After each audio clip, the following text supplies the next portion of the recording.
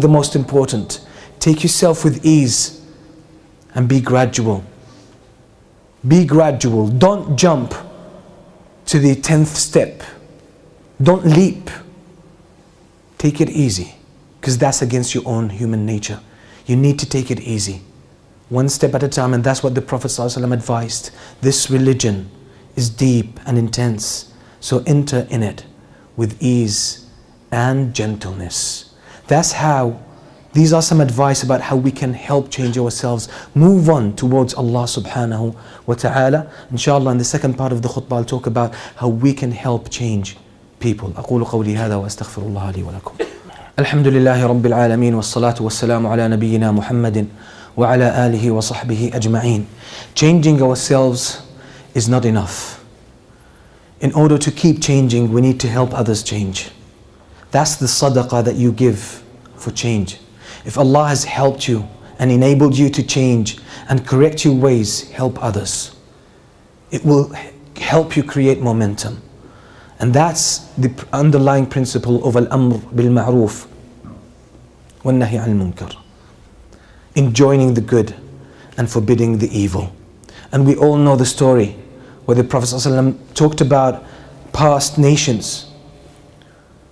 That there were a town indulging in sin, and then Allah subhanahu wa ta'ala sent upon them punishment.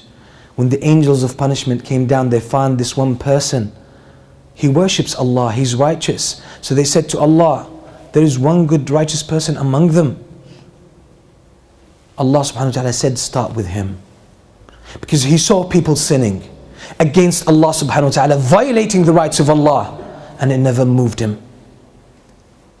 He had no resistance to that in his heart. He never gave advice. So start with him. Because Muslims are productive. Muslims don't only care for themselves, they care for others. And that's the premise for da'wah. That's the premise for da'wah. That's what the Prophet ﷺ spent his life doing. That's what the companions did. They traveled the earth sharing the message of Islam. Don't be selfish. Share it not only with your words but with your actions. They're more eloquent. Through your honesty, cleanliness, truthfulness, justice, kindness, care, attention, integrity. People should associate these meanings with Islam. But most of the time it's the opposite, and we're responsible for it. So we need to change that state. When you see people around you, people falling into something wrong, don't think you're infringing on their personal rights when you give them advice. No, you're violating their rights if you let them alone. If you let them do that sin, you are violating their rights. You're not being sincere. You're not taking care of them. You're not being, or you're not acting as a real Muslim. That's why we have the concept of Naseehah in Islam. And most of the time we misunderstand it. We think Naseehah is only advice. Naseehah is a way of life. Naseehah in the Arabic language means purity of the heart. That you have a pure heart that cares for others, that wants good for others. That's what Naseehah means. But one of its manifestations is when you want good for others is that you give them advice. That's all what it is. But the reality of Naseehah is that you have a pure heart towards others. Concern for them. Just as the Prophet ﷺ had concern for his people. That even when they pushed him out of Mecca, when they caused him to bleed, they hurled stones on him.